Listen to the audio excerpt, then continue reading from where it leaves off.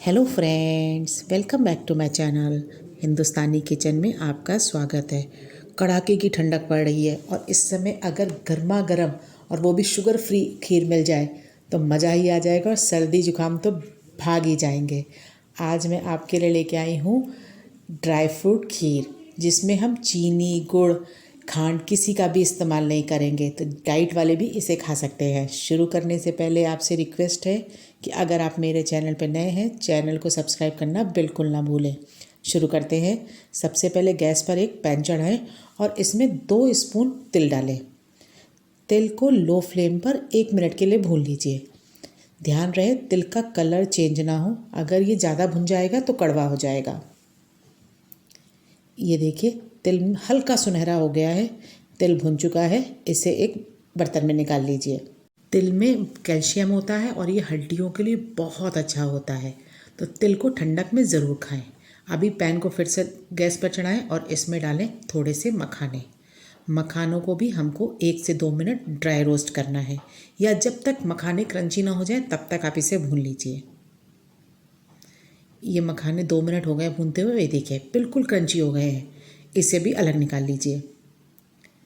Gas को पर फिर से पैन को चढ़ाएं और उसमें डालें 1/2 स्पून घी। बस इतने ही घी का हम इस्तेमाल करेंगे। घी के गर्म होने पर आप इसमें डालें 1 टेबल स्पून गोंद। गोंद को लो फ्लेम पर भून लीजिए। गोंद भी ठंडक में बहुत फ़ायदा करता है। ये देखिए, गोंद ऑलमोस्ट भुन गया है, इसे अलग निकाल लेते हैं।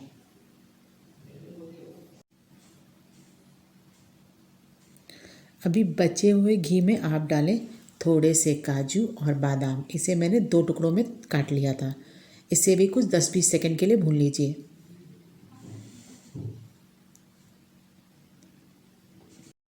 काजू बादाम भुन चुके हैं। अब डालें थोड़े से कटे हुए पिस्ते और 1 स्पून पॉपी सीड्स, जिसे खसखस भी बोलते हैं। इन दोनों को भी बादाम काजू के साथ 30 से 40 सेकंड भून लीजिए।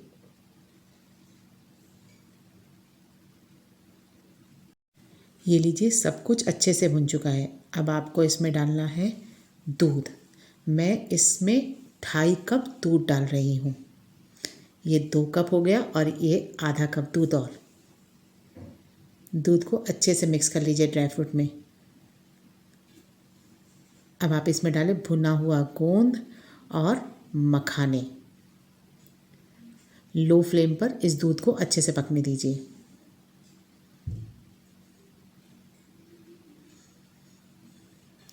इसमें मैं थोड़ी सी किशमिश भी ऐड कर रही हूँ, टेस्ट और अच्छा आएगा। गैस की फ्लेम को लो करके दूध को बॉयल होने देते हैं। जब तक दूध बॉयल हो रहा है, हमें एक काम करना है। मैंने लिया है 8 से 10 खजूर, इसके बीज निकाल दिए थे मैंने। अभी इसको एक ग्राइंडर में डाल दीजिए। इसी के साथ इसमें ऐड करें भुने हुए तिल। हमें इसमें थोड़ा थोड़ा दूध डालकर इसका एक फाइन पेस्ट रेडी करना है। ध्यान रहे खजूर में आप गरम दूध डालें। अब इसको पीस लीजिए। ये देखिए, इसका पेस्ट रेडी है। मैंने ग्राइंडर में थोड़ा थोड़ा दूध करके डाला है। चलिए दूध की कंडीशन देखते हैं। इधर देखिए, मखाने वाले दूध में अच्छा सा बॉयल आ रहा है। अब आप इसमें ऐड कर दें खजूर का पेस्ट। इस पेस्ट से ही हमारी खीर में मिठास आएगी।